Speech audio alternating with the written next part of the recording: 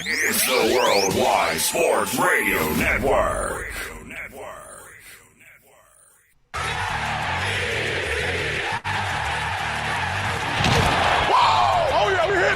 The Painkiller. CJ, the Painkiller. Kevin Jackson.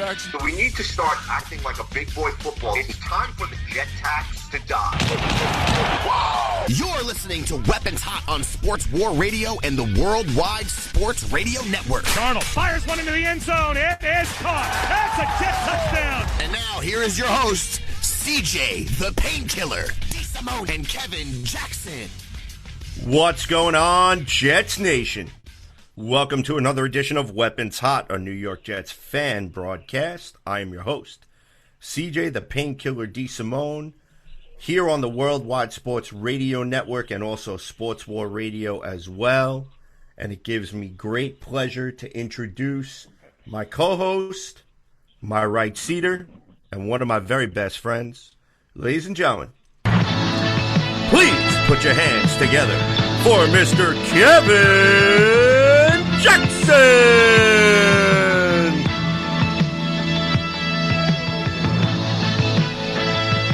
Give it up for Jax, ladies and gentlemen. Jax, how you doing tonight?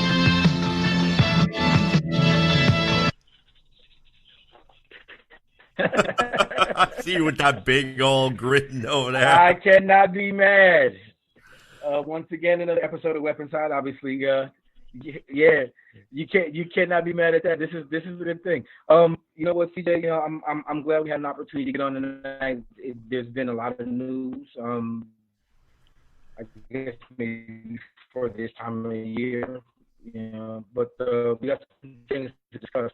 So, you know, I'm glad we're moving on from the topic that most really dominated everything, but hey, let's get on to the new stuff, man. This is what's going to affect us going forward. I'm much more interested in that. Let's discuss it. Let's get into it. Whenever you're ready, let's start them up. You bet. I mean, you know, obviously today there's been a lot of talk about what is going on. I mean, there's obviously been some serious cuts. One of the biggest stories that seems to be leading everything, of course, is the fact that Quincy Enunwa was cut earlier today by the New York Jets. Also, Brian Winters was cut actually prior to Quincy Enunwa being cut. Also, Ben Braden was cut. Trenton Cannon was also was cut today. Saw some mixed reactions on social media in regards to that. And really quick before we go into it, I just wanted to get your thoughts. Like, the one that really stuck out to me was Quincy Enunwa, because he was pretty much the last of the Idzik 12, so to speak, that really was the only one who really made anything of himself, to be honest with you. And, you know, unfortunately for me, I was a big Quincy Enunwa fan. I still am. I know that, you know, his neck injuries, which ended up being repeated, you know, last year's neck injury, I felt like was a cheap, dirty shot by the Buffalo Bills. One of the guys in the Buffalo Bills secondary, which essentially pretty much ended Quincy's season last year. But also another thing, too, is him also being diagnosed with spinal stenosis, which, you know, it is a very serious condition. It's nothing really to play around with, and it does end careers. And however that Quincy Enunwa was really going to try his best to come out there and to play, and he was determined to make this this final roster. Sometimes, in a way, I think that this might have been the best thing for the Jets and also for Quincy, so that way he can move forward in his life after football, unless he's going to try to catch on with a team, you know, someplace else.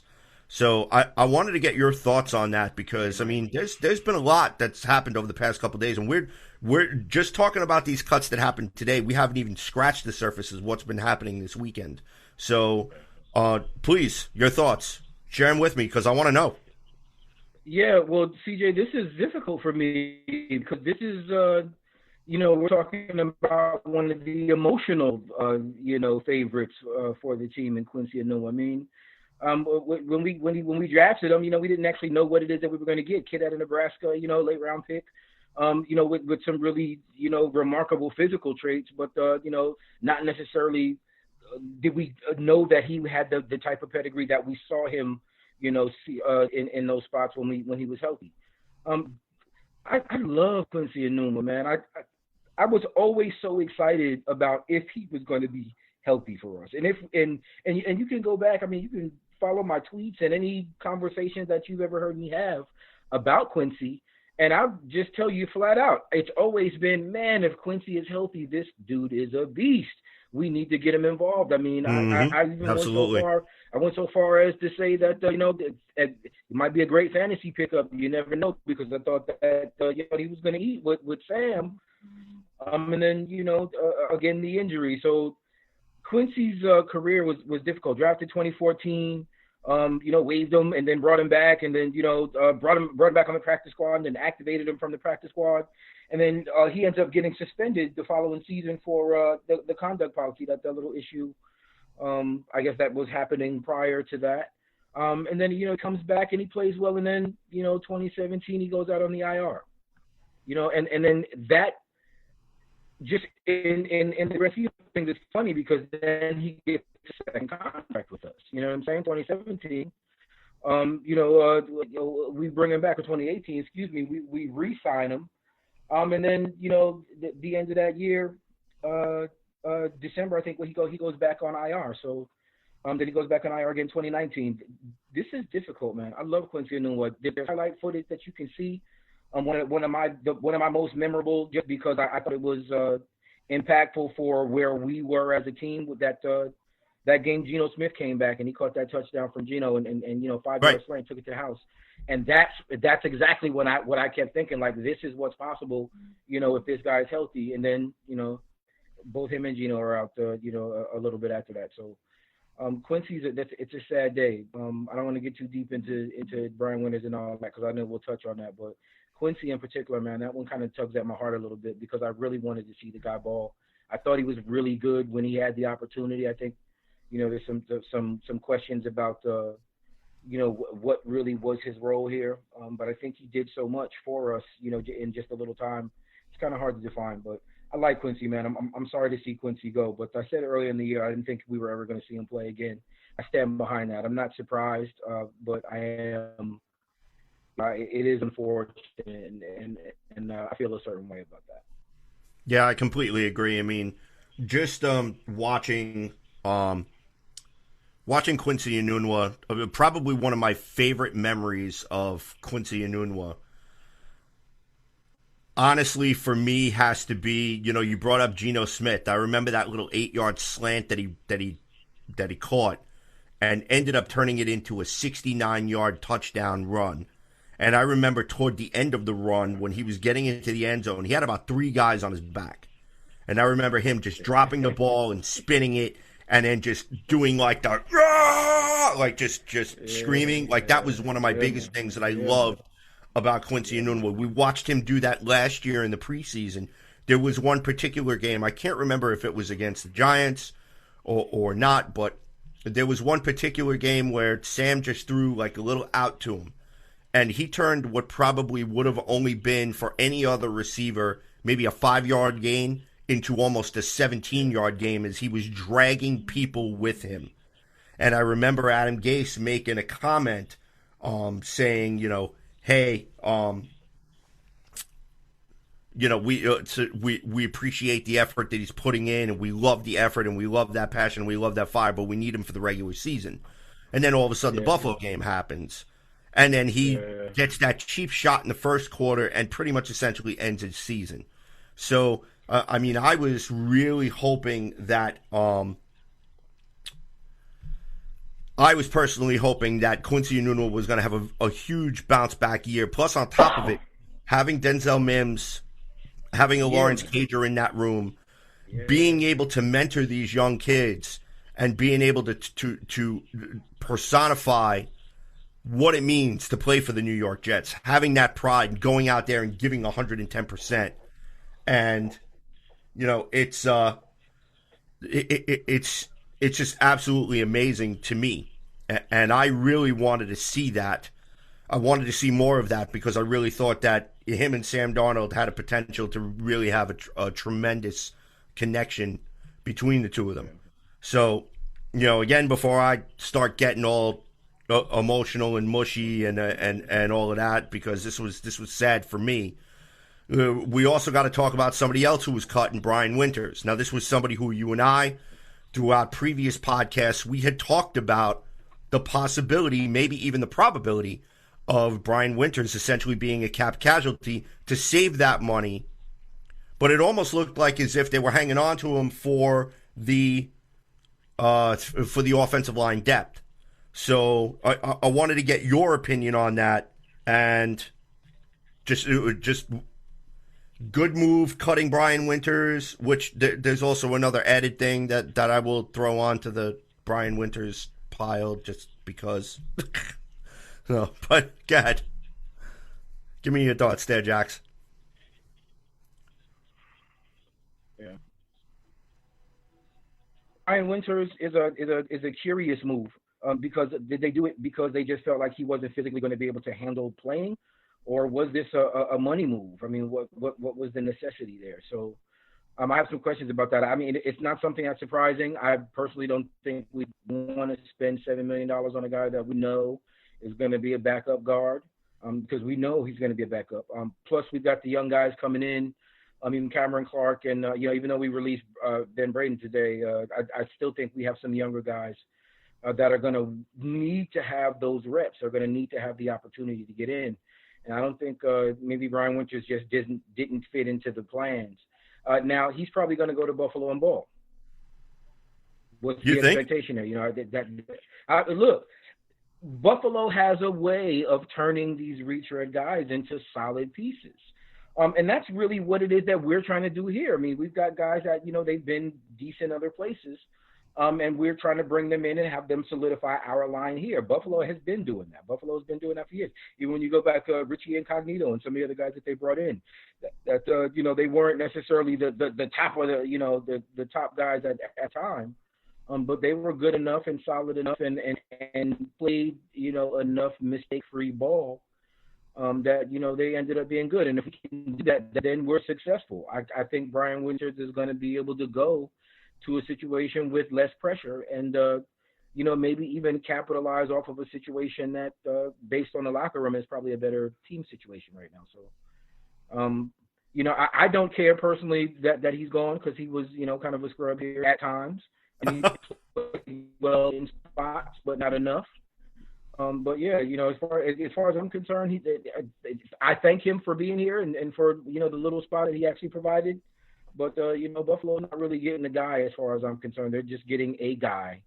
And I wish him well, but I really don't care. Brian Winters is gone. We saved that money. I'm really more interested and excited about seeing what the young guys can do, especially Cameron Clark. Yeah, I completely agree with you, and it's just crazy because we talked about that there was really a possibility that Greg Van Roten was going to end up getting that starting role. Winters would probably end up being designated to more of a backup role. So for me, I kind of look at it as this is going to also open up the opportunity for, like you just mentioned, to Cameron Clark to be able to have an opportunity to get some very valuable reps and get on in there and possibly crack this lineup or crack this rotation in the offensive line. And one of the biggest things about the offensive line that I'm very encouraged, instead of just in past seasons where like I've tried to talk myself into thinking like, okay, this could really be a good thing for the offensive line. This year is actually, you have so many different offensive linemen who, A, don't commit a lot of penalties, which is great because penalties are drive killers. You and I both know that. B, can play multiple positions along the offensive line. So if there's all types of, how do you want to call it? If there's different types of packages that you want to roll out in regards to running, whether you want to do a split back set with both LaMichael Pirine and Le'Veon Bell on the field at the same time. Same thing with Frank Gore. Okay, if you wanted to go into a power running game. So there are so many different things, so many different dynamic pieces where now you can shift guys around. Where Connor McGovern, okay, can play center but can also play guard. You could shift him to a guard and pop another guy in. You could pop a Jonathan Harrison in there if he gives you more of an advantage. Right back in, yeah. You know, listen, I've always liked Harrison. I always thought Harrison kind of got a bum rap. I'll just be honest. I especially when. Yep, I completely agree with that. When they brought Khalil in last season, and we saw what happened there, but. I just can't believe that Khalil ever beat him out, on the field. So that's me. I didn't like it. So I'm glad that they brought in the guys that they did, because to your point, you're right. Everybody can just slide and bump and do what it is that they need to do.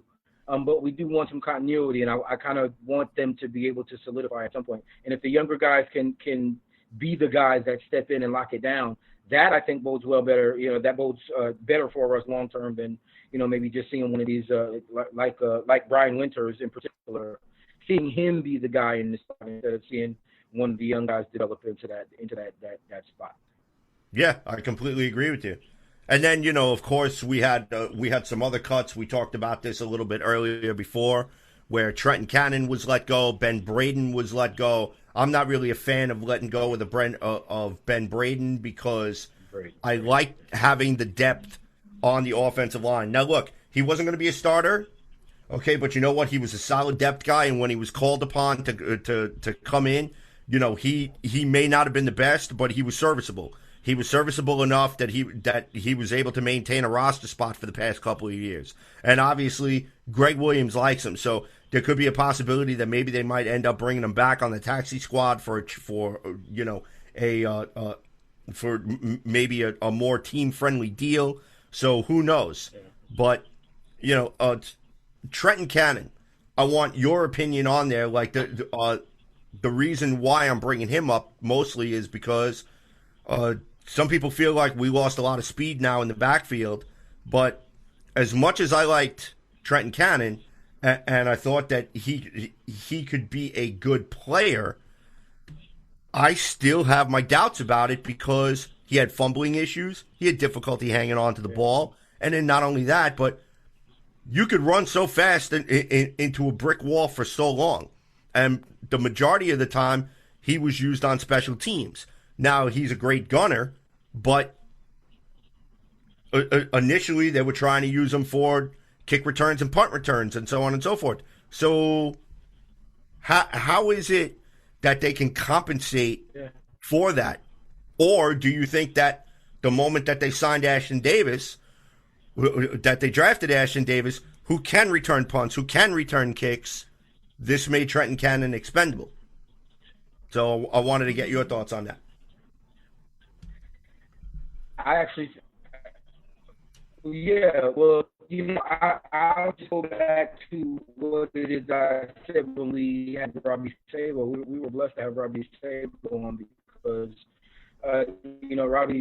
Robbie's insight into the players and I guess how we see those people a little different because of this film study. But I'll just go back to what I said there.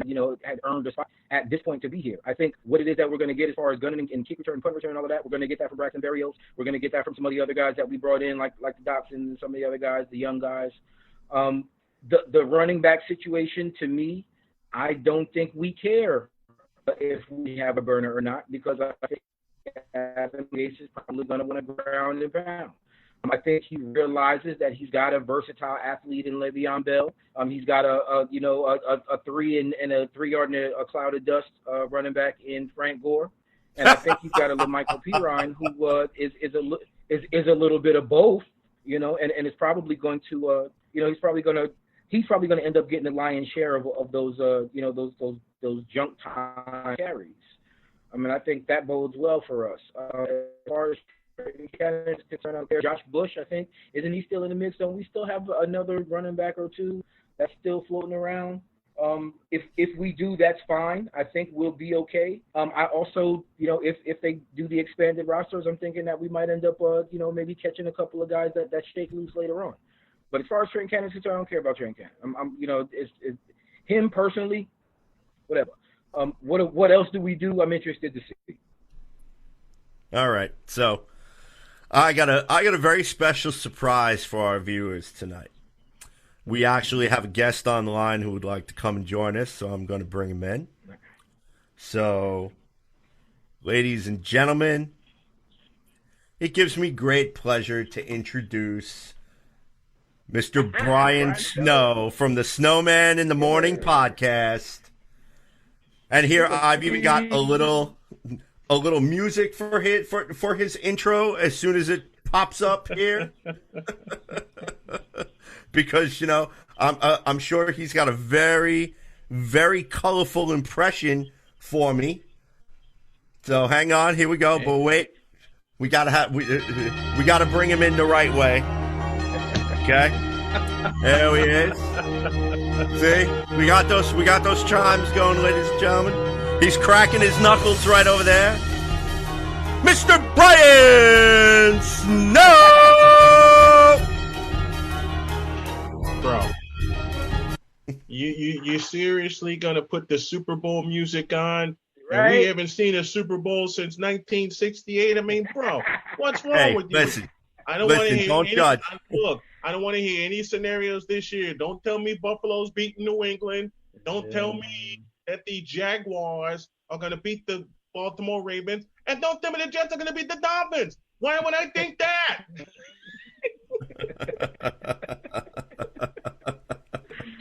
What's going on, Brian? My man, it's good to have you back. So, man, it's really always good to see you, brother. Hey, good to see y'all. Thanks for having me. When I saw you guys, and my wife and I were toasting one of these, I figured, why not? I figured, why not? Where's mine? What the hell? Let's do it. Oh man, it's so good to be with you guys tonight. It is so good to be with you guys. Brian, we got a lot of a little small stuff kind of to kick around right now, and so far we've kind of discussed the cuts, Enuma, Brian Winters, and I think we just touched on the running back situation a little bit, but we're probably going to be moving into the CJ Mosley discussions here in a minute. I want to get your thoughts on those in particular, because it may be something that we kind of were excited about, and then to have it kind of yanked out from under us the way that we did. How do you think that impacts what it is that? Why are you surprised, bro? Why are you surprised, bro? Why are you surprised? It's the Jets. It's the freaking Jets. It's the freaking. I don't want to hear that JETS Jets crap. That's what gets on my nerves in the first place. Why are you surprised, bro? The Jets have always done this to us. They've done this since the day we held the Vince Lombardi trophy, and Lombardi wasn't even in the ground yet. Does that tell you anything? And of course, Christopher Johnson should not be considered. I got something for you. All right, ready. Right here, you buddy. Were ready. I love that. You were ready. I love that. Bringing the heat already. But see, you get rid of Quincy Enunwa, or however the hell you pronounce his name. I mean, the guy couldn't even stay on the field. What's that tell you? Yeah, but that's not Snowman. That's not his fault. I'm sorry. And listen, we actually got a Buffalo fan from the Thomas the Thomas Take podcast. His name is Ryan Thomas, who's actually watching. So Ryan, I got you over there with your little comments about Buffalo all the way and all of this. Don't worry. So you're gonna get yours. But listen, even he can admit, and he's admitted to me off the air, that he thought it was a little bit of a cheap shot that his defender gave Quincy Enunwa last year. And if CJ Mosley doesn't get hurt in the fourth quarter, there's no way the Bills come back and win that game, because Josh Allen is trash. Well, the Bills came back and won that game. That's the point. So because Robbie Anderson can't hold on to a pass. Well, what's that tell you about Jet receivers from 2000? Oh, maybe, man. Wait a minute. Let me correct myself. Say maybe Ron Anderson, and of course I'm thinking about the Monday Night Miracle at the old Meadowlands. Come on, Wayne Corbett, Keyshawn Johnson. Keyshawn Johnson. Come on, Dietrich Ward. Dietrich Ward is my boy. Dietrich Ward. Vinny Testaverde, who threw for, let me get this right, 234 yards in the fourth quarter alone for that game. And I was the only one. Jumbo Elliott. Yep, Jumbo Elliott caught the game-tying touchdown. I was the only one up on my floor watching that game. Everybody else was asleep. Everybody else went to bed when it was 30-7. But about Enunwa, I hate seeing him go, but at the same time, you had to make a decision about him. A decision had to be made, and it was so tough leaning one way and then leaning the other. You have to wonder which way the Jets are going to go with their offense. And in the immortal words of one Joe Beningo, you don't know which way Adam freaking Gase is going to go with the Jets. But my question about the Jets goes like this. How are they going to finally put together a season when they can fully use Le'Veon Bell?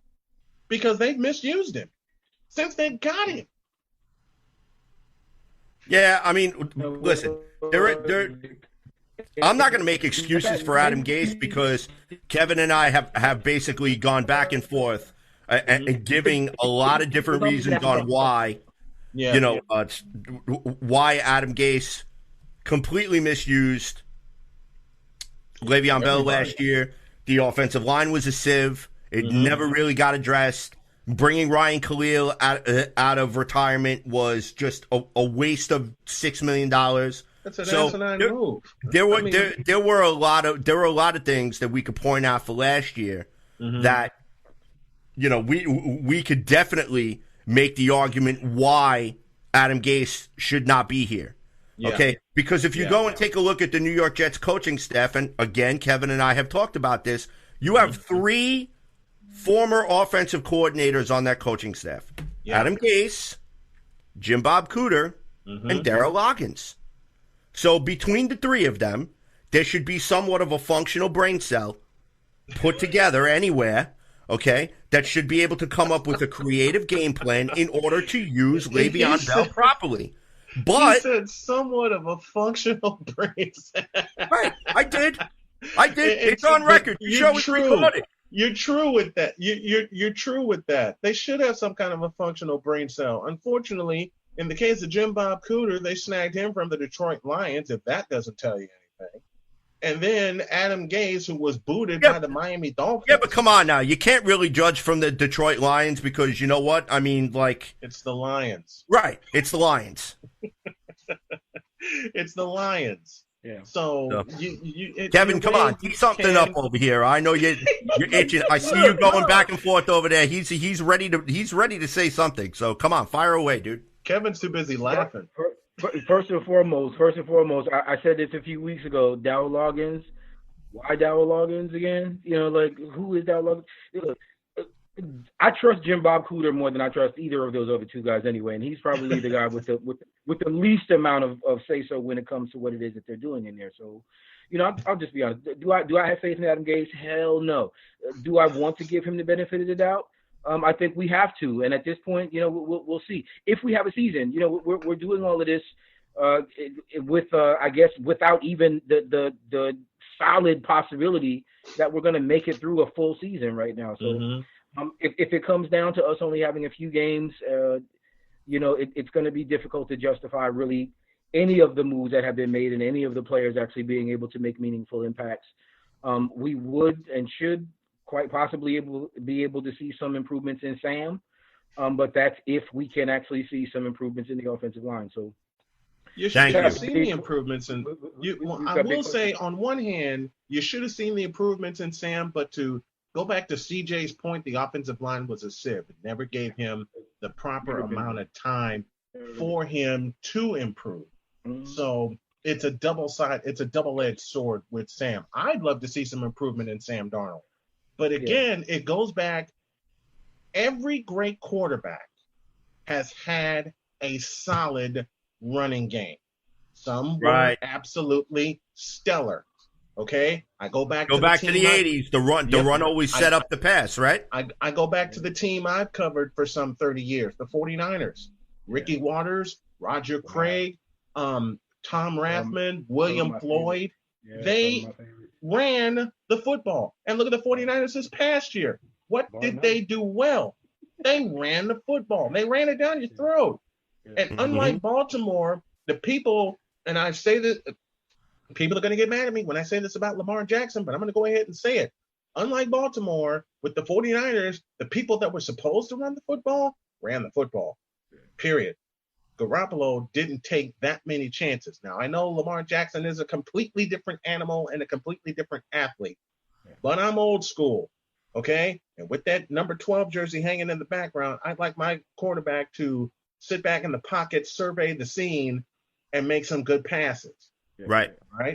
Lamar's going to change the game. And to the point about us having a running game, the last time we were actually any good, it's because we had one of the best offensive lines in the league, and basically arguably the best running game also.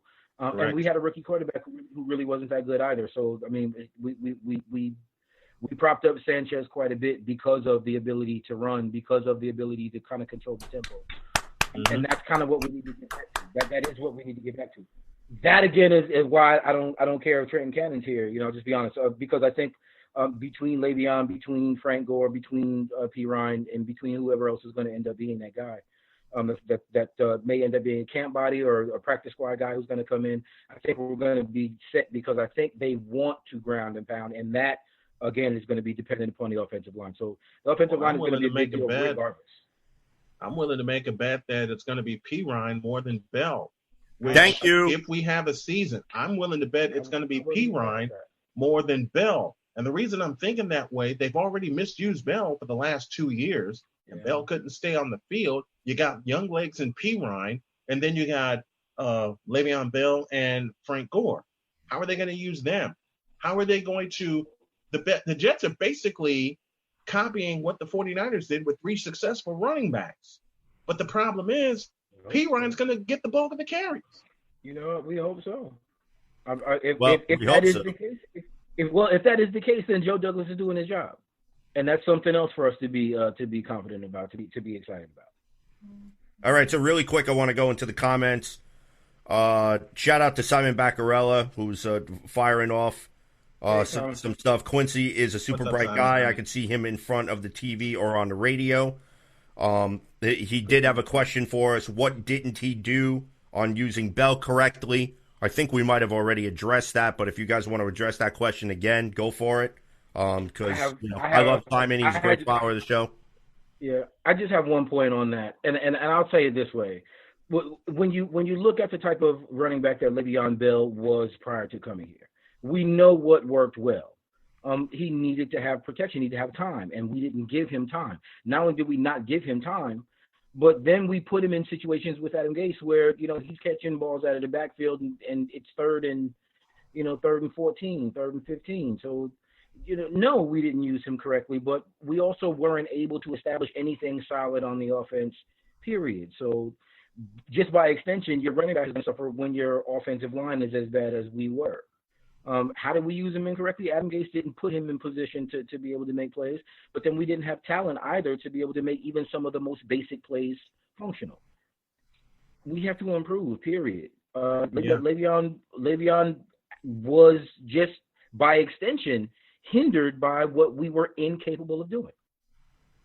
Yeah, Le'Veon Bell was not used correctly. It has not been used correctly. That's something I've mentioned on my show several hundred times over to anyone like you guys that actually watch the game and break down the game and actually can see why Le'Veon Bell is not used correctly, number one. And number two, the fact that he wasn't used correctly. Because if you bring a back like Le'Veon Bell, who needs protection and needs an offensive line to get you some yards, and you put him in the situation that he's been in the last 2 years, he's not going to succeed. Now you have a situation where you have young legs in P. Ryan, you have an old horse in Frank Gore who can still tote the rock, and yet it's going to be the young horse in P. Ryan that's going to get the bulk of the carries. And if the offensive line isn't up to par, then P. Ryan's going to suffer the same fate that Le'Veon Bell has suffered the past 2 years. That's scary for me. That's scary for me. That CJ, that wouldn't be scary. I mean, just think about this. The fan base jumping on a rookie who's actually, if we get the same type of offensive line play and he struggles, then again that looks bad on him. We're going to have fans that are talking about how P-Ryan. Right, it does. But you know what? It'll look worse. It'll look worse on Joe Douglas because he invested in this offensive line. We were told that we were going to get a completely revamped offensive line, and if this offensive line, I'm sorry, goes out and completely bottoms out or plays less than respectable out there, then yeah, of course there's going to be things that are going to be brought up. Of course the running backs are going to struggle. So really quick, I want to give a shout out to Finnegan Summers. Again, thank you for watching the broadcast here tonight. We all want to see Bell do well, and we hope he's used his ability. Hopefully behind a better O-line, he will show his worth. They also made a comment about Sam Darnold. They could be easily telling Sam not to run in the locker room in fear of getting hurt. That probably circles back to our Lamar Jackson conversation there briefly. Sam did have some good runs in college, which is the truth, because you know what? I mean, Sam's got wheels, and Sam can run. And I keep hearing all of this stuff about Josh Allen. Oh, well, Josh Allen, the reason why he's so dangerous is because, he's a dual-threat quarterback. No, he's not. He's not a dual-threat quarterback because the guy can't hit the ocean. Okay, he's Christian Hackenberg 2.0. The only thing he can do is run the ball. Okay, but you can't do that, and you can't do that alone. You cannot just be able to run the football. The reason why Lamar Jackson and Patrick Mahomes are dual threats is because they can actually throw the football and be accurate with it. You mentioned Christian Hackenberg. I'm really going to piss some people off when I say this. Oh, I can't. I can't even believe that I mentioned that bum on this show. Like, Christian Hackenberg, man, what are you trying to do? Are you trying to make me cringe? Are you trying to make me cringe? You know what? The name Colin Kaepernick comes to mind because Kaepernick could run the football, and I'm going all the way there. Kaepernick deteriorated. I said this on my program, and I'm going to continue to say this on my program because a friend pointed it out to me. I went back and looked at some film and did a deep dive into my research. Thank you. Good sound. And I did a deep dive into my research. Colin Kaepernick deteriorated. He deteriorated physically, and he deteriorated as a quarterback. All he could do was run. And when the rest of the NFL figured that out, which came after Super Bowl 47, Kaepernick was done for. And he's been done for.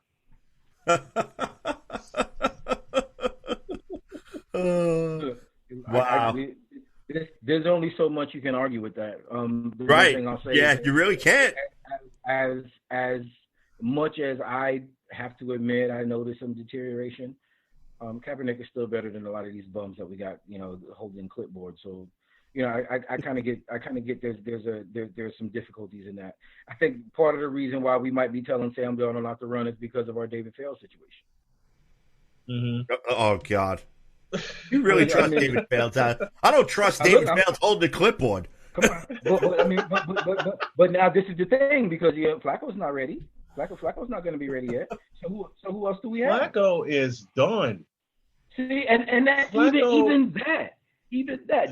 I don't think the point of bringing in a backup quarterback is to say we need to have a great quarterback. We don't need to have a great quarterback behind Sam. We just need to have a quarterback that it can be functional if something happens, like what it is we had last season.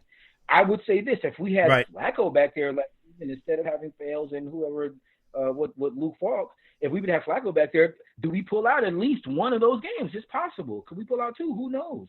Does Flacco have anything in the tank left? We're not sure. No. But I would still trust Flacco before I would trust David Fales, and that's just how I feel. I don't believe in Fales. I don't think that we have a backup quarterback on this roster right now that makes anyone feel confident that if something happens to Sam, we'll be okay. And you have to take this and you have to take this into consideration as well, considering how the Jets are right now. Who would make the transition into Jets Nation to be a backup quarterback? And I'm speaking on the culture of the Jets given the last few years. Nothing against the team, nothing against the players. Listen, Trevor Siemian was a bum. He got snapped in half on Monday Night Football. We all saw it.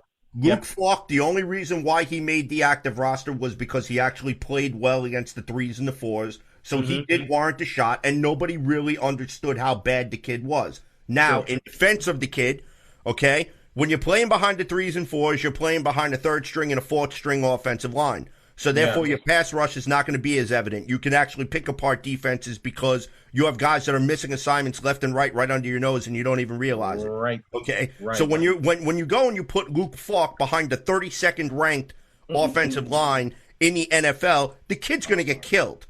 Okay. So basically, that was Adam Gase's way of punting the games that we punted at the beginning of the season. Why we lost so badly to the Patriots. Okay, Josh Johnson was still out there. They could have went and made a deal to go get Matt Moore from Kansas City. They could have gotten somebody. You could have made a deal with Tennessee to go get Marcus Mariota.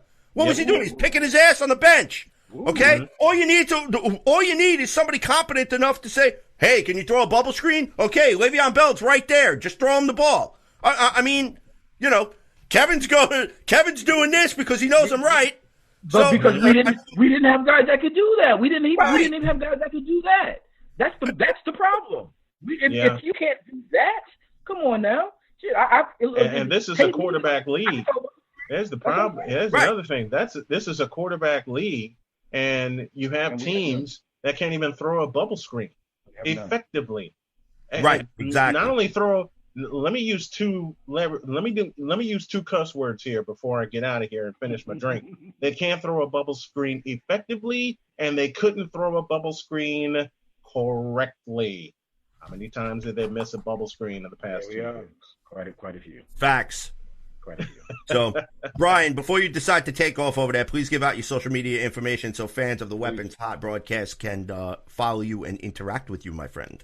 You can catch me every morning, 10 a.m. Eastern. If you follow my social media, official SIT Morn, that's official SIT Morn. You can catch me on TuneIn as well as iHeartRadio Live, 10 a.m., as well as Facebook Live and other Facebook Live and YouTube, 10 a.m. tomorrow morning. Got a hot show for you. What we're going to talk about tomorrow, the Major League Baseball is getting messier. Good riddance to Yoenis Cespedes. Can the NFL operate in a bubble? LeBron ain't LeBron, and Notre Dame in the ACC? How is that going to work? Those are the topics we're going to weave through the show tomorrow, 10 a.m. tomorrow, Eastern Time. Check us out, Facebook Live, YouTube, as well as the SDM Sports Network and Full Press Coverage. Yes, sir. Snowman, you're the best. We appreciate you jumping on short notice, man. I love you guys. Sir. Thank you. Thank you for having me. Thank you for having me. All right, so Brian's show's going to be fire in the morning just to be, you know what I'm saying? Oh, absolutely. If you listen to the lineup, Brian's show's going to be fire in the morning. Y'all might want to check it out. Yeah, I'm definitely listening to that tomorrow at work. Yeah, so anyhow, ladies and gentlemen, that was Brian Snow. Be sure to check him out on Snowman in the Morning. And right now, you are listening to Weapons Hot, a New York Jets fan broadcast here on the Worldwide Sports Radio Network and Sports War Radio. CJ, the Painkiller DeSimone here, Mr. Kevin Jackson over there. And we are now going into the second part of our show where we are talking about C.J. Mosley opting out for the year. A lot of people seem to think that that's going to have a dramatic effect on the New York Jets defense. Kevin, I'm very curious to get your thoughts on C.J. Mosley opting out and what exactly does this mean for Gangrene's top 10 defense, hopefully, this season.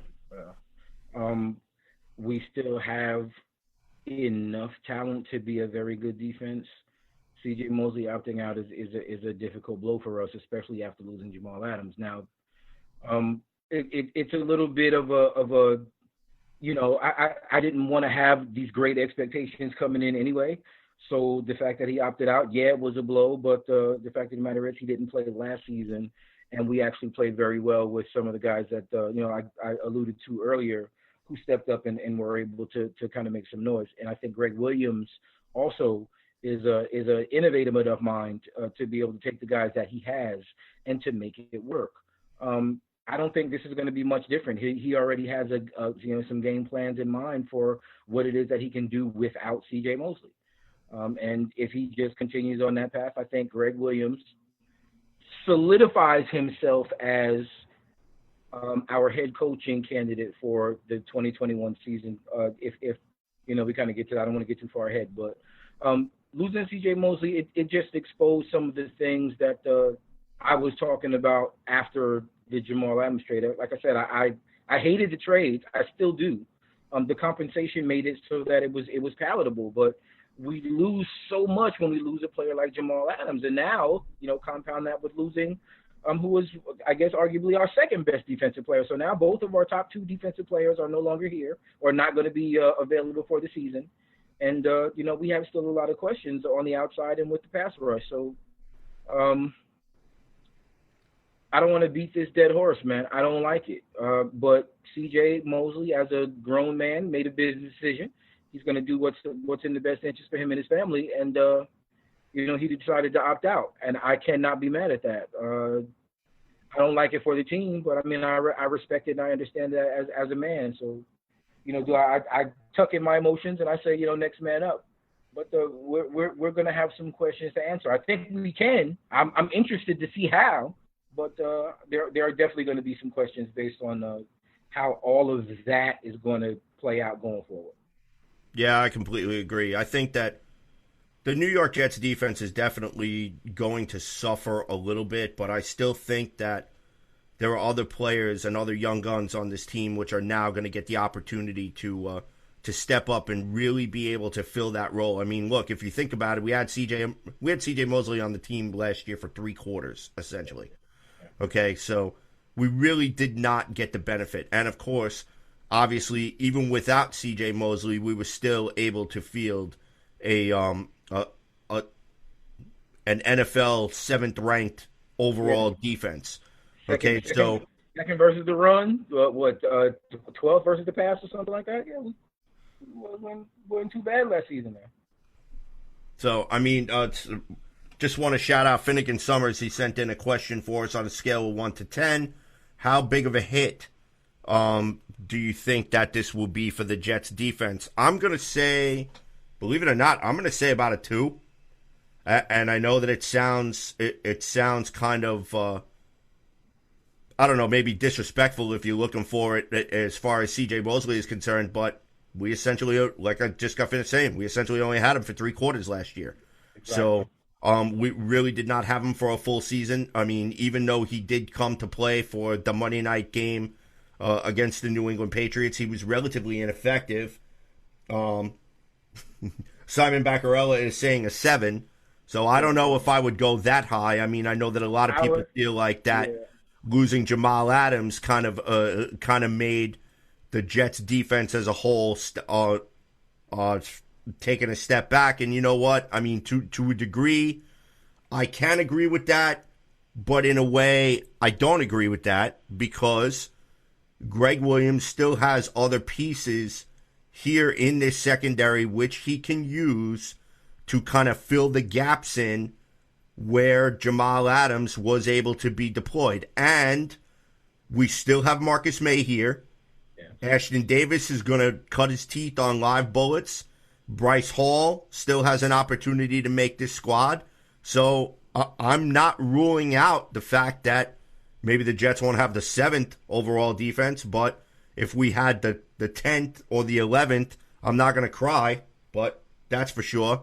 One of the things that's definitely that the Jets are definitely good at and still very, very stout up front, so as far as stopping the run, which is the Jets' biggest strength, Listen, now, if you're telling me like a Nathan Shepard opts out, or if you're telling me like a Foley Fatukasi opts out, or you're telling me Steve McClendon opts out, I think I'd be a little bit more worried. So I'm sorry, Kevin. Go ahead.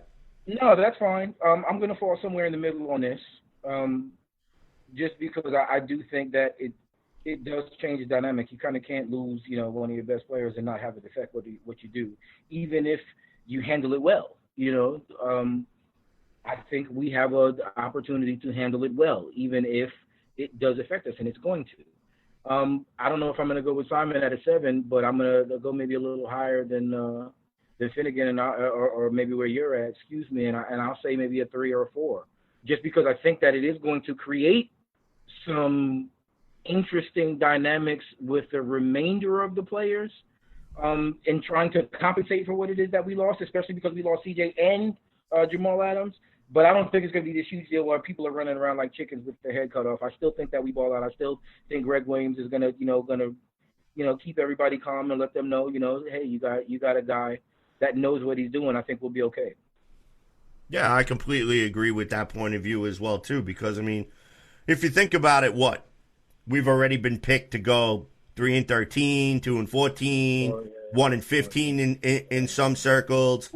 The Jets are the 32nd ranked team in the NFL.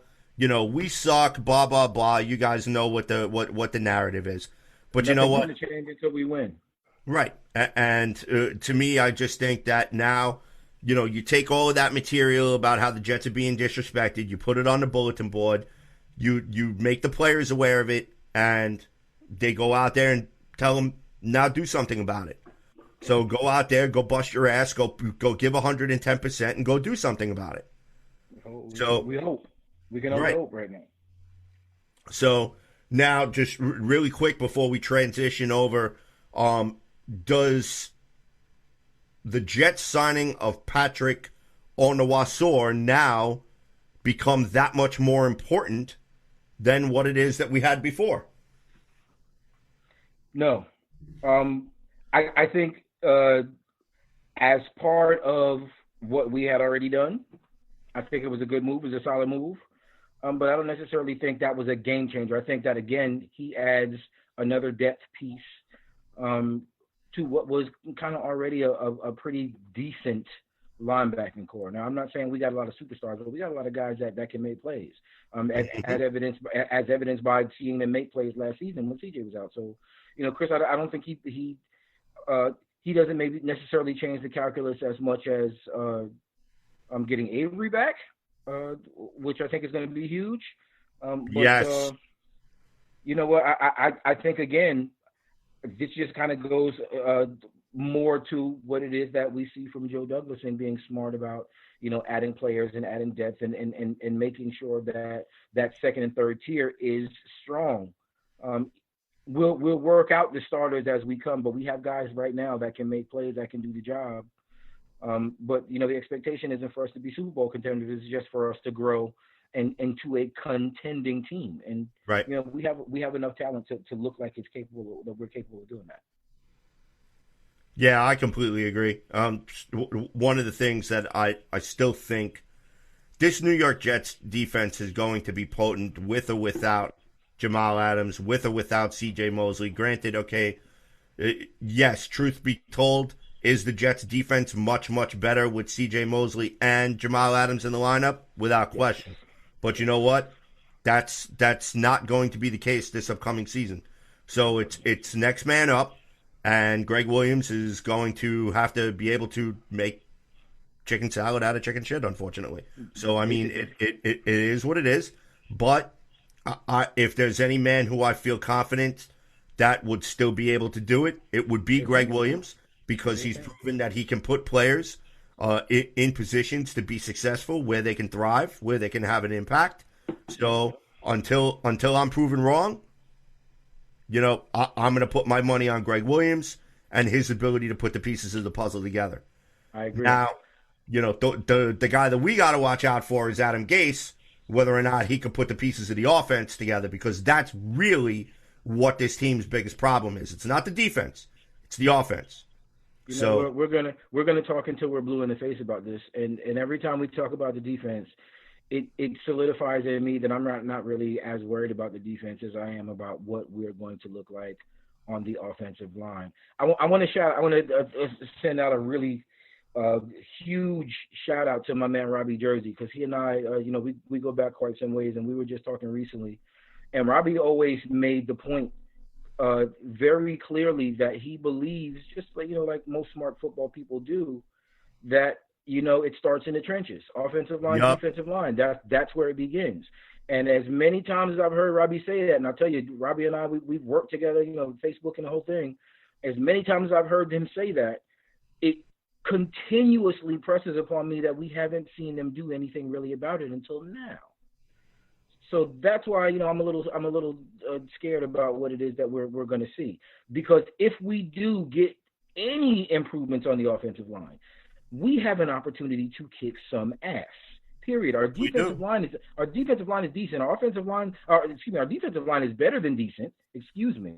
Our linebackers are decent to almost being better than decent. If we were to get C.J. Mosley back, I think that puts us over the top. But even getting Avery back puts us right back in the very decent, category there.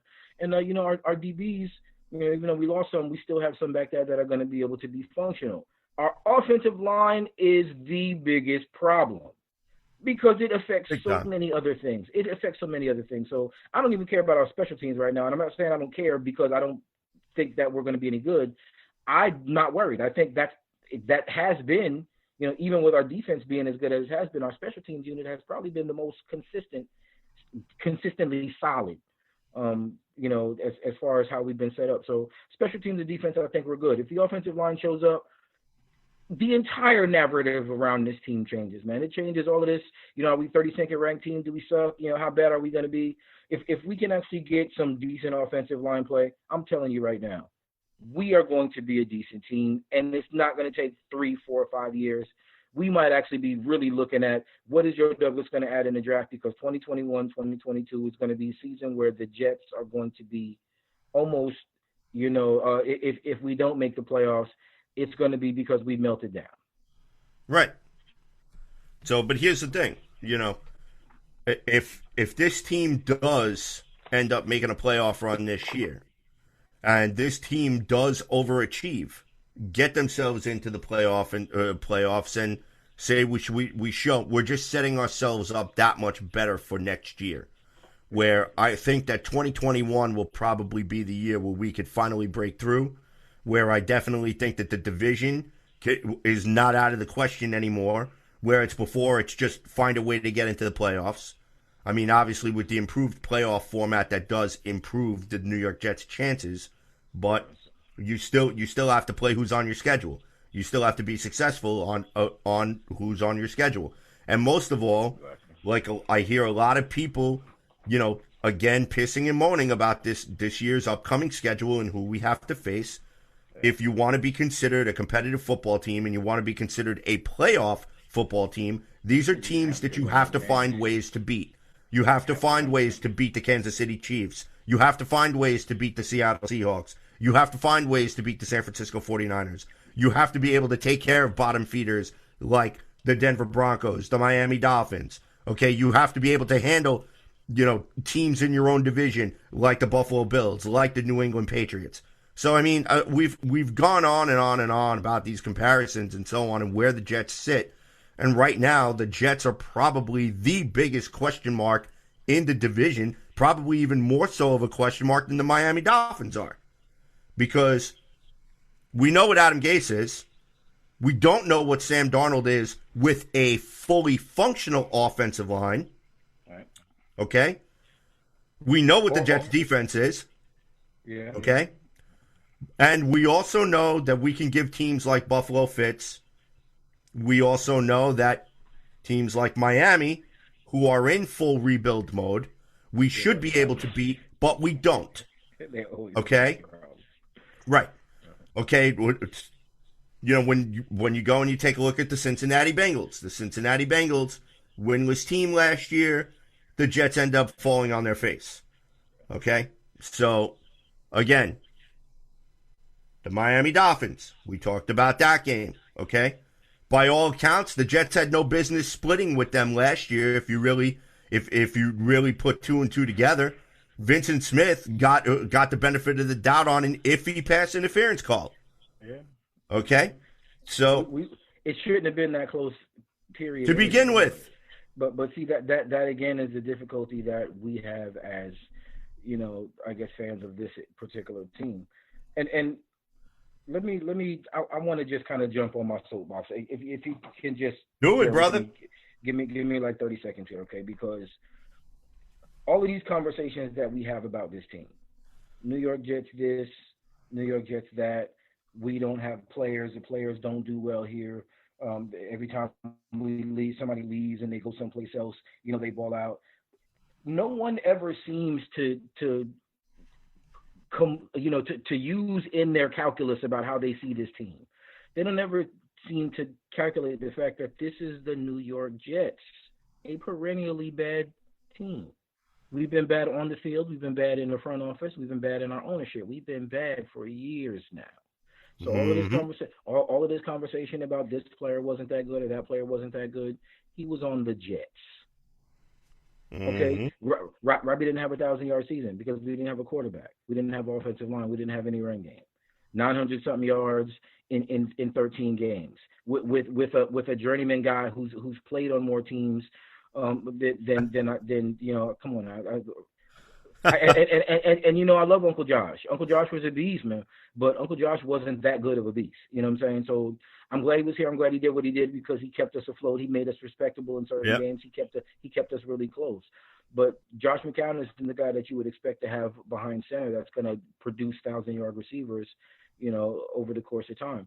And the fact that happened, and then we ended up again looking at Robbie and saying Robbie sucked, and then we're doing it again with Jamal Adams saying Jamal sucked because the team was in a bad situation. Every single time we do this, it makes it difficult for me because I'm listening to people that I respect say stupid shit about players that we know were good just because they're emotional about the fact that the player is no longer here. The guys are always they're always the best ones here. They may not be the best in the league. They were the best here. They performed well here for us. So when they leave, you can't just say the guy sucked and good riddance. You can't do that. Jamal Adams is a Hall of Fame level talent. If he continues to play the way that he has, I don't think there's any question about that. The fact that that he was immature and did stupid shit in the media, that cannot be discounted. What cannot be discounted is 2 all-pro seasons and 3 in the league. That also can be discounted. You might not like him. You can't say so. You might not like Robbie. You can't say so. You can say he didn't do everything that you wanted. Nobody else did. He did more than what it is that we were expecting or we would have gotten from anyone else. And he was an undrafted free agent. The guy balled out. He's gone. Yeah, boom. He's gone, whatever. You can't say it wasn't good. Same thing with Jamal. He's gone. Good. He's gone. You can't say he wasn't good. Recognize this is the Jets. I want to reel everybody in just a little bit because the expectations that we have as a team should never get so high that we're saying that this is going to be, you know, this is going to be the turning point in if this organization is good or not. Unfortunately, we're not going to see that. We're going to see slow incremental steps. And I think that's what we're seeing with Joe Douglas right now. We're going to see slow, small steps. And then when we get to a point where we've made enough headway to be able to run, then maybe 1 or 2 draft picks is going to be the difference between if we're a perennial playoff team or if we're going to, you know, if we're going to struggle around the fringes. We've got at least another season before we actually can come to that understanding. Right now, we need to kind of, you know, just ease up a little bit and let it play out. Yeah, it's the truth. It really is. I'm done. I'm already talking too much. But that's basically no. I'm just saying. All these past few days, I've been seeing a lot of people talking about how players who have balled out here for us haven't really been good. Seriously, Jamal Adams wasn't good? Those players rose above whatever was a bad situation here, and they were able to shine in an otherwise darkened alley, which Horrible is really situation. no other way that I can put it. And look, it's, you know, I wanted Jamal to stay here just as much as anybody else. I wanted the Jets to re-sign Robbie. But you know what? When you go to social media and you act like a complete tool to the fan base, you're going to get the emotional responses that we're getting. Like Jamal can't keep his mouth shut. Then as soon as Robbie signed his contract with Carolina, then he was taking subtle shots at the Jets organization and taking subtle shots at I think Stan. that's a little overblown, but I feel you. I think that's a little overblown, but I feel you. You know, it's like, look, why can't you just say, thank you to the fans, I'm moving on to the next chapter of my life, peace, goodbye, good luck, and that's it. Jamal couldn't do that because of the stupid shit he said before that. I get that. Well, Robbie, again, that's a little different. This is my point to that. I get it because I didn't like that. I don't like that either. You know, I'm not the type of person that feels like social media is the way that you handle that business. But I also because it never ends well. Some other things. No, look, I listened to you'll probably feel me on this. I listened to turn on the Jets pod today. The Badlands series that Joe and Connor do on Podbean, and they had Manish on. And I said this earlier because Manish always has a tendency of being right when we're talking about the worst possible thing to discuss about our team, right? When it's good stuff, you kind of can't really count on Manish to always be accurate about that stuff. But when it's bad stuff, it always seems like the guy is on point, and it bothers me to no end because I think he has a point. I think he's right about how some of this situation, with Jamal Adams kind of fell through, and it's a little scary. I hope Joe Douglas learns from this interaction in particular about how to handle situations going forward.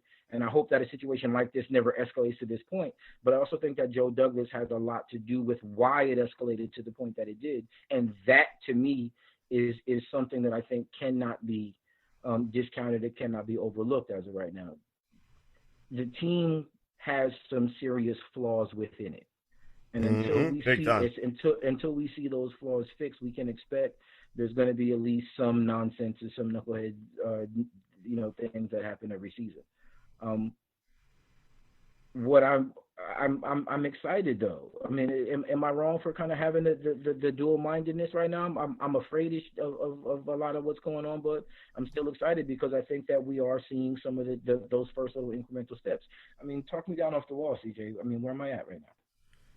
Dude, I feel exactly the same way you are. And the thing is that, see, I refuse to go back to the curmudgeonistic thinking that you and I always talk. We talk about this on air and off air. Okay? Same old Jets, all that garbage, blah, blah, blah. No, this is not the same old Jets anymore. It's not Rich Kotite out there running Neil O'Donnell out there. Okay? It's not Bruce Coslett running Boomer Esiason out there. Okay? So we need to kind of get ourselves out of that, well, it always happens to the Jets and bad things always happen to the Jets and so on, which is completely understandable because you've been Jets fans as long as we have. There are a lot of people out there that are listening that have been there longer. Okay? Right. You suffer from extreme post-traumatic stress disorder. And I'm sorry, that's just one of the plights of being a New York Jets fan. It is what it is.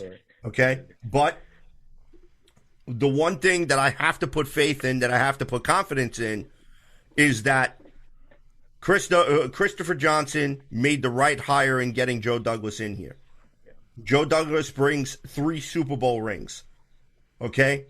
That's 3 more than anybody else in the Jets organization right now.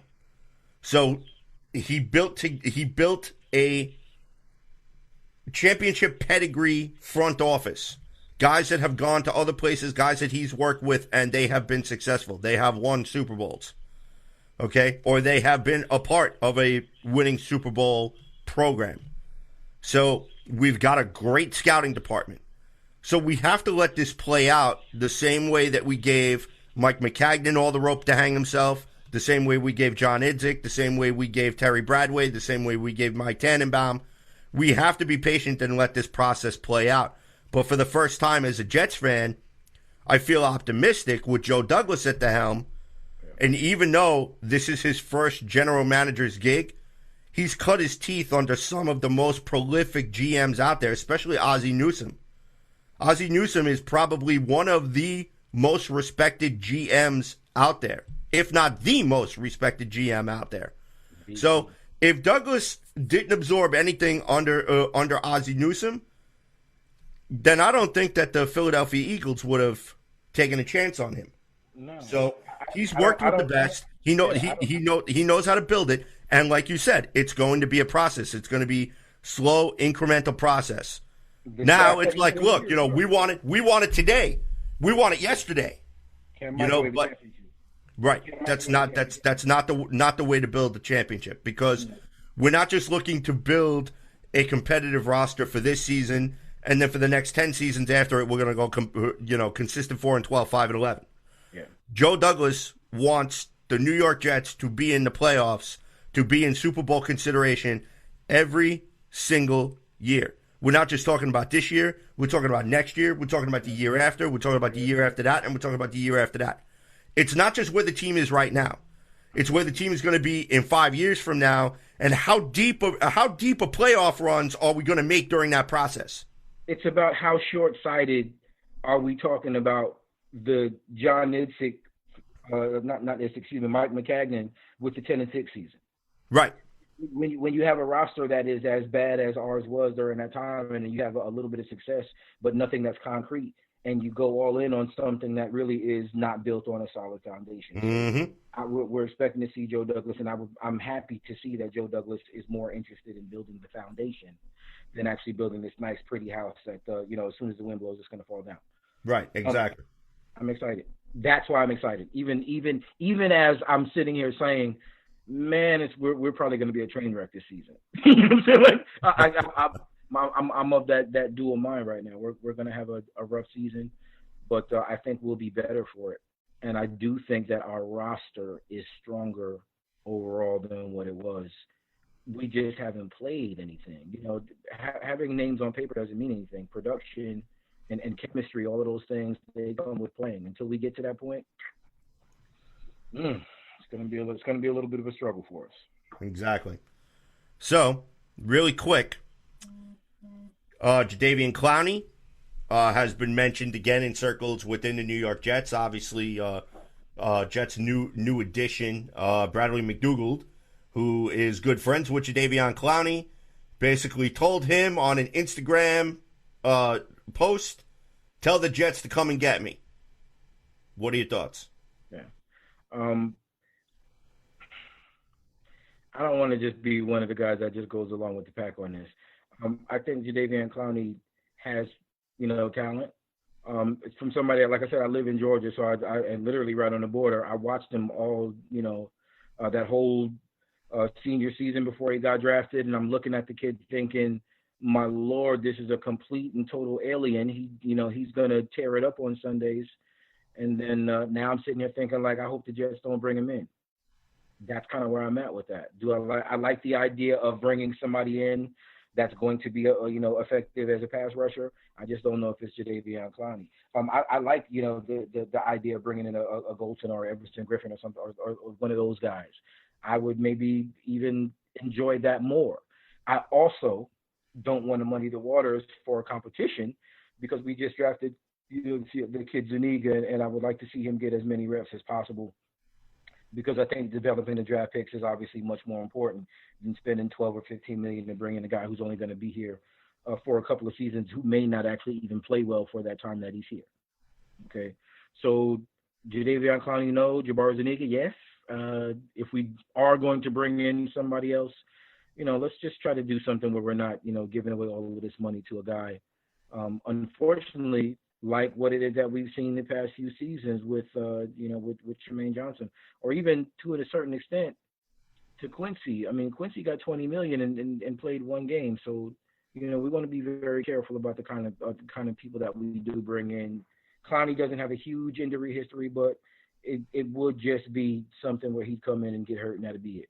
I'm not a fan of the Jadeveon Clowney move. I'll just, if that answers the question. No. Okay. I'm kind of along the same vein. I mean, the idea of going out and getting a Jadeveon Clowney would, in fact, kind of offset the Jets losing C.J. Mosley and Jamal Adams. And I think to some extent that it probably would appease the fan base that Joe Douglas is adding another potent weapon to the defense. However, I do agree with you that I think that you could probably get Everson Griffin for much cheaper, and I really would like to see Jabari Zuniga get those critical snaps so that way he can cut his teeth, because I really think that if Jabari Zuniga is given the opportunity, I think that he will thrive in a Greg Williams defense. I agree. I'm not just saying it because, because he's my boy or whatever. I mean, go and take a look at the tape of how this kid plays. This kid is a monster. All right, and he racked up numbers last year and he wasn't even healthy. Imagine this kid at 100% strength, being able to gain full mastery of a Greg Williams defense. Exactly. He will tear things up. And you know what? All he needs is an opportunity. Also having our guy on the other side who's been leading our team in sacks since he's been here, Jordan Jenkins. So, listen, with an improved Quentin Williams, with a revitalized, McFadden and maybe even Henry Anderson, with Foley Fatukasi and everybody else coming in, we're going to get some interior pressure. There's going to be some interior pressure that's going to come this season. If that opens up for Jenkins and Zuniga on the outside to both have 8-9 sacks this season, that's a win-win for us. That's huge. So, I'm looking forward to seeing that. Jadeveon Clowney, I don't care. Look, I just feel like I'm trying to be a flip right now. Like I'm a Debbie Downer. I don't care about none of this stuff because it just seems like all of it, is secondary to building, a perennial winner. You know what I'm saying? Every single season. And I don't think we do that by paying Jadeveon Clowney, whatever, double-digit millions. No, you're right, because the Jets are not one player away or two players away. They're multiple players away. And I think right now they need to steady the course and still, just finish the rebuild. Yeah. If there's something that I could put on a T-shirt, it's finish the rebuild, which means stop going after these, fix these quick fixes that are only going to be here for a year and 2 years, and they cost us 10, 15 million, and then you're right back in the same hole that you started from. And rebuilding every 2 years. Right. Let's just rebuild it. Rebuild it the right way. Or let's not even rebuild. Let's just continue to construct on what's already here. A rebuild, that denotes we're going to get rid of a lot of people and we're going to start all over again. I think we have a pretty decent core where if we're just strategic and smart about the pieces that we add, that we're in good shape. We've got a good nucleus. We've got Sam. We've got a running back. We've got our supposedly we've got our left tackle. We'll see what Mekhi looks like. And I'm so thankful that I really haven't had cause to say his name, to be honest, because that's what you want. You don't want your offensive lineman to be famous unless it's for pancakes. Right. So if Mekhi Becton is doing IHOP commercials next season, I'm all good with that. That's exactly what we want. Right. The one thing that I don't want to hear Mekhi Becton's name is holding. Right. Number 77, 10-yard penalty, replay third down after the Jets go and get a conversion. That's one of the things we don't want to hear. I'm so sick of hearing penalties being called against offensive line. Let me tell you something. I got so fed up. Willie Colon was the master of the untimely false start. Dude, don't get me started. I could do a whole show on just how bad just on bad offensive linemen. I think you and I should talk about that off the air. I think we should do a show on just really just some of the Jets' putrid offensive lines. I think we could definitely have a blast with that. Well, we've got enough content because we have horrible offensive linemen every single year. So now we'll see what we look like coming into this season. Hopefully, this will be the last time we have to talk about this. If this season coming is the last time we talk about us criminally under addressing the offensive line, then we made enough strides to really think that we can turn the corner here soon, because that was the biggest deal, and it's something that it was one of the most glaring needs that hadn't been touched at all. So I'm looking forward to that. All right, so it is that time in the show, ladies and gentlemen, where my co-host here takes the helm of the Starship Weapons Hot right into the sun. Ladies and gentlemen, it's time for the Emmy Award-nominated segment of Weapons Hot called In the Spotlight. In the Spotlight with Kevin Jackson. Spotlight. All right, Spotty, who do we got in the spotlight for us tonight? All right, I'm going to be honest with you. I struggled a little bit with this one just because there's really not much, going on. And I was kind of thinking I wanted to focus, but I wanted to maybe just discuss our new recent trade addition, Mr. McDougal. We've had a lot of questions tonight about C.J. Mosley, about Jamal Adams and the impact that those guys are going to have by leaving. McDougal is a solid player, man, and I mean I know this might be repetitive because I know it may have been hashed out already, but I think that bringing in a guy who has that type of pedigree, who's played at that level on a team that has routinely played at that level, I think that's going to be a really big boost for the maturity of this defense, which is something that I think, if nothing else, that's one of the things that maybe has the most question marks. Are these guys mature enough? Are they old enough? To, are strong enough in how they prepare and get ready for them to be good week in and week out, especially with some of the changes and things of that nature. I think that he's going to add a lot to the mix in that regard. But I still think it draws some questions. And I'll just say this. In the spotlight is Mr. McDougal because how does his coming on affect Ashton Davis? How does it affect Marcus May? How does it affect Brian Poole? Do we still have as many questions as far as the cornerbacks are concerned when we have a guy like that who is so versatile and can play literally at all three levels of the defense, because he is able to play at the line of scrimmage. He's also able to play in coverage, and because of his versatility in defense and defensive experience, he's probably been able to do it in almost every defense that Greg Williams is going to want to try to throw at him. So Mr. McDougal is going to be in the spotlight this evening because he is an X factor. He is a wild card. I mean, with already so many things that are toss-ups of being up in the air as of right now, it is something I think that we can look at and hope that he'll solidify some things, but it also is something to be excited about, because if he does bring in what it is that we expect, we're going to see some new stuff next season on defense, and I think that makes us very dangerous. When you see new stuff and people don't have film on you, you can do things that really kind of create havoc for teams that have a certain expectation about what they're going to get from you.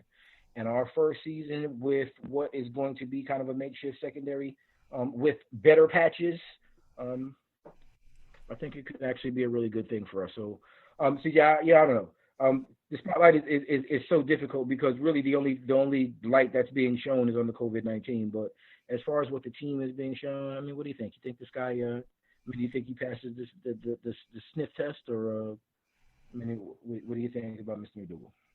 I think there's a distinct possibility that he's going to come in and he's going to contribute, because he was very excited to come here, and he's got his former teammate in George Fant here as well, who's going to help him be able to get acclimated to life in the Big Apple. And, he's already said that he's not trying to fill Jamal Adams' shoes, but he definitely wants to make his mark in New York.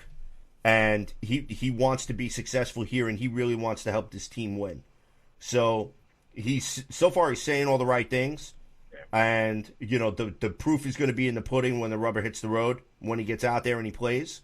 Once Greg Williams can get him in the scheme fit, and they're able to practice, and they start hitting for real, and they start going out there and learning their defensive setups and their patterns, and he starts learning Greg Williams' defense, then I think we're really going to see the value that we got for this pick. That being said, like I said earlier, now the secondary doesn't have as many question marks as we did going into this offseason. Now, of course, obviously losing Jamal Adams is still a huge blow, but you kind of make up for it a little bit by being able to utilize other players on this secondary in similar ways that you deployed Jamal Adams. Will they be able to replicate his production? Who knows? That's going to be up to them. But I think that we could mitigate the loss of Jamal Adams by getting much better collective play from the secondary as a whole. So there is definitely, there is a light at the end of the tunnel, Jets fans. There really is. It's not all doom and gloom. It's not all same old Jets. It's not, let me go to MetLife with a bag on my head. All right? It's none of that. It's everything right now on paper looks fluid, and it doesn't look as good as it did the day before. But you know what? There is still pieces in place that could still come out of nowhere and and still give us good, solid production and make this team competitive. So until I'm proven wrong, that's what I'm hanging on to. I'm not looking at the world through green and white goggles. I don't have my pom-poms out going, ooh, the Jets are going 16-0, woo! Yeah, no, we're not doing none of that. Okay, but I definitely think that this team will do better than 7-9 than we did last year, and that I don't think that 6-2 at the end of the season was a fluke. Regardless of, oh, well, you played the Redskins, and the Redskins were horrible, and the Giants were so bad they couldn't get out of their own way, and oh my God, you guys lost against Cincinnati and Miami.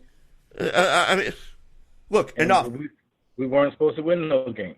Right, we weren't supposed to win those games. We also weren't supposed to beat Dallas, and we beat them. We weren't supposed to beat Oakland, and we beat them. I keep calling them Oakland, even though they're the Las Vegas Raiders. Okay, so we beat teams that we beat teams last year that we had no business beating. Okay, but you know why? Because we played better than they did. Period. And the bottom line is that if the Jets can go and take a look at those two games where they really stood up and that really started to propel the momentum, and they can build off of those wins. Yeah. Okay, this is what's going to propel us forward.